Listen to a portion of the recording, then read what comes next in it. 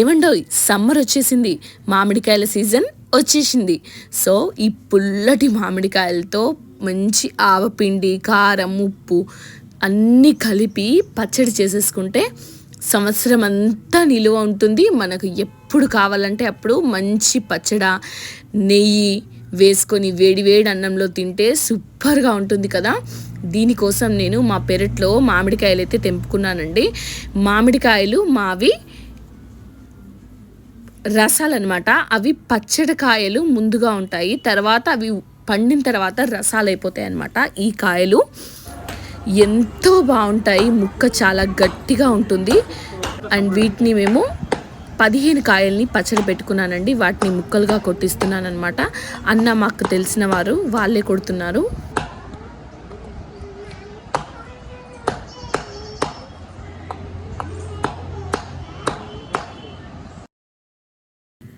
మంచిగా ముక్కలు కొట్టిన తర్వాత దానికి ఆ చెక్క కొట్టారు కాబట్టి దానికి కొంచెం చెక్క పొట్టు కానీ లేదంటే దాని జీడికున్న పొట్టు కానీ అంటుతుంది కాబట్టి నీట్గా తుడిచేసుకొని ఇలా వెల్లుల్లి రెబ్బలు కూడా తీసి పెట్టుకోవాలండి ముందే.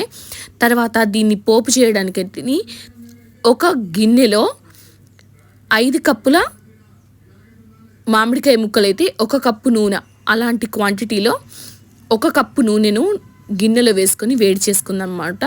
అందులో జీలకర్ర, ఆవాలు, అలాగే పొట్టు తీసి ఇలా దంచి పెట్టుకున్న వెల్లుల్లి రెబ్బలు కూడా పెట్టుకోవాలి. ఫస్ట్ గిన్నెలో నూనె వేడైన తర్వాత ఆవాలు వేసుకోవాలండి. ఆవాలు కొద్దిగా వేగిన తర్వాత మాత్రమే జీలకర్ర వేసుకోవాలి, లేదంటే రెండు ఒకసారి వేస్తే జీలకర్ర మాడిపోతుంది. ఇలా ఆవాలు కొద్దిగా వేగిన తర్వాత దీంట్లో జీలకర్ర కూడా వేసుకొని దాన్ని కూడా వేయించుకోవాలి. మంచి రంగు రావాలి. ఫుల్ ఫ్లేమ్ మీద మాత్రం ఎప్పుడు చేయకూడదండి. మీడియం టు లో లేదంటే లోనే పెట్టేసుకోండి. అప్పుడే పచ్చడి కోసం వేసిన పోపు మాడకుండా ఉంటుంది, చాలా బాగుంటుందన్నమాట. దీన్ని ఇలా కలుపుతూ వేయించుకోవాలి, లేదంటే ఒక సైడ్ వేగి ఇంకొక సైడ్ వేగకుండా ఉంటుంది. కాబట్టి ఎప్పుడు కలుపుతూ ఉండండి.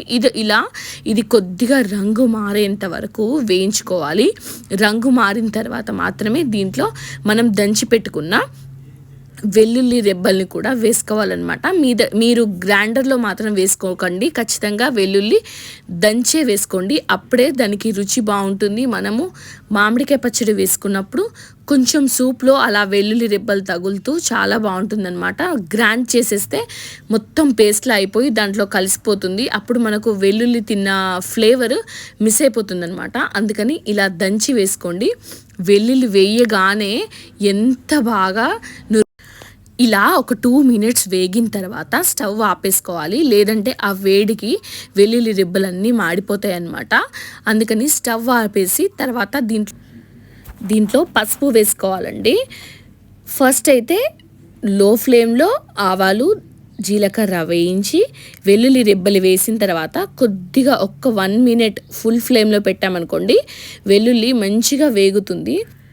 వీటి పచ్చిదనం అయితే కంపల్సరీ పోయేంత వరకు వేయించుకోవాలండి. ఇలా కలుపుతూ వేయించుకోండి, మంచిగా వేగుతాయి అన్నమాట. మీరు చూసే నార్మల్గా ప్రొఫెషనల్ వీడియోస్లో అయితే ఇంత రాగా చూపించరు. నేను ఇంట్లో మా అమ్మ ఎలా చేస్తున్నారో అలాగే చూపిస్తున్నానండి.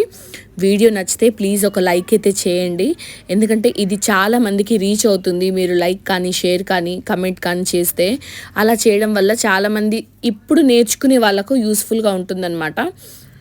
ఇప్పుడు స్టవ్ లో ఫ్లేమ్లో పెట్టి పసుపు వేసేసుకొని 1 మినిట్లో ఇది పక్కకు దించేయాలండి, లేదంటే కలర్ మొత్తం చేంజ్ అయిపోతుంది. ఇలా చల్లారేంత వరకు దీన్ని చూడండి ఎంత బాగా వేగాయి అన్నీ అని.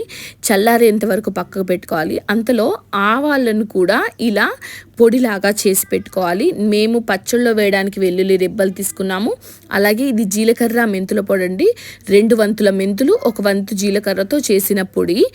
ఈ బౌల్తో 5 బౌల్ల మామిడికాయలు అయ్యాయి అన్నమాట. మేమైతే మామిడికాయ పచ్చళ్ళలో జీడి కూడా వేసుకుంటాము. జీడి ఇష్టం లేని వాళ్ళు స్కిప్ చేసేయచ్చు. ఇది చల్లబడిన తర్వాత 1/2 కప్ బౌల్, ఇందాక చూపించిన బౌల్ ఉంది కదా, ఆ బౌల్లో 1/2 బౌల్ ఉప్పు వేసామన్నమాట.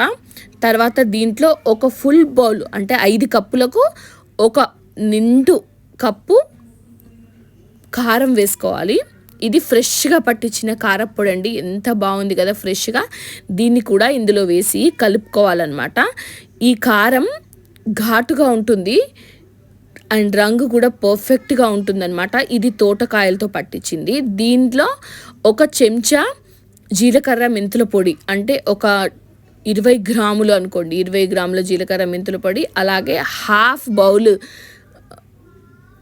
ఆవాల పొడి కూడా వేసుకోవాలి. ఆవాల ఎక్కువగా ఉన్నా కూడా బాగుంటుందండి, ఎందుకంటే ఇది ఆవ పెట్టింది కాబట్టి, మామిడికాయ ఆవ పెట్టిన పచ్చడి కాబట్టి కొద్దిగా ఎక్కువగా ఉన్నా కూడా బాగుంటుంది. అమ్మ అయితే హాఫ్ బౌల్ కంటే కొద్దిగా ఎక్కువ వేశారండి.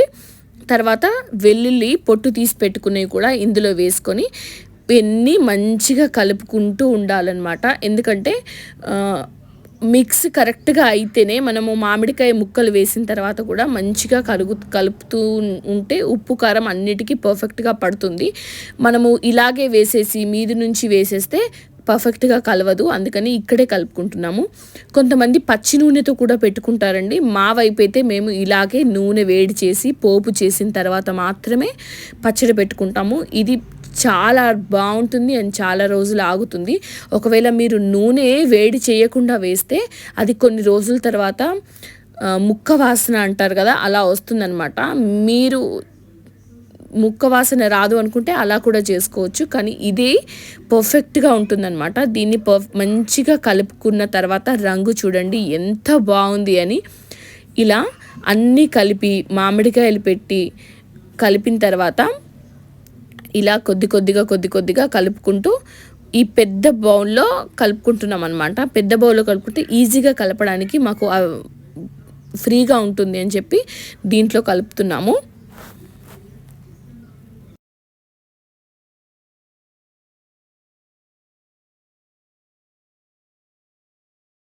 ఇలా మంచిగా మిక్స్ చేసిన ఉప్పు, కారం, ఆవాల పొడి, జీలకర్ర మెంతుల పొడి, అలాగే అందులో వెల్లుల్లి రెబ్బలు వేసాం కదా, అవన్నీ మిక్స్చర్ని పోపు చేసిన నూనెలో వేసిన తర్వాత దీంట్లో మామిడికాయల్లో వేసి ఇంకొక 10 నిమిషాలు మంచిగా కలుపుకోవాలండి.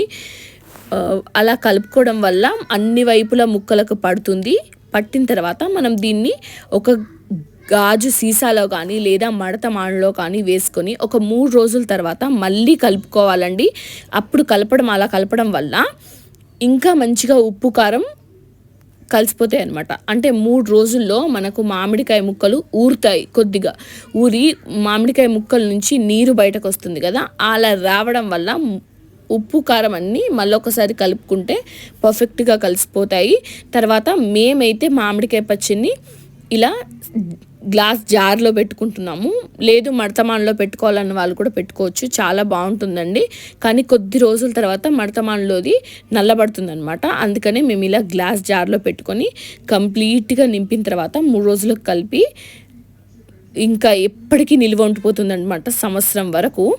నేనైతే ఇలా మామిడికాయ పచ్చడి పెట్టగానే కొద్దిగా వేడి అన్నం నెయ్యి వేసుకొని తింటాను. మీలో ఎంతమందికి అలా ఇష్టం అన్నది కమెంట్ చేయండి. అలాగే మామిడికాయ పచ్చడి మీరు ఫస్ట్ టైం చూసి ఉంటే కనుక ఒక లైక్ చేయండి. అమ్మ చాలా కష్టపడి చేశారు. సో వీడియో నచ్చితే లైక్ చేయండి, షేర్ చేయండి, అలాగే సబ్స్క్రైబ్ చేసుకోండి. మరిన్ని పచ్చళ్ళ వీడియోలు నా పేజ్లో ఉన్నాయండి, ప్లేలిస్ట్లో, దాన్ని కూడా వాచ్ చేయండి. Thank you for watching. Subscribe to my YouTube channel for more beautiful videos, and thank you.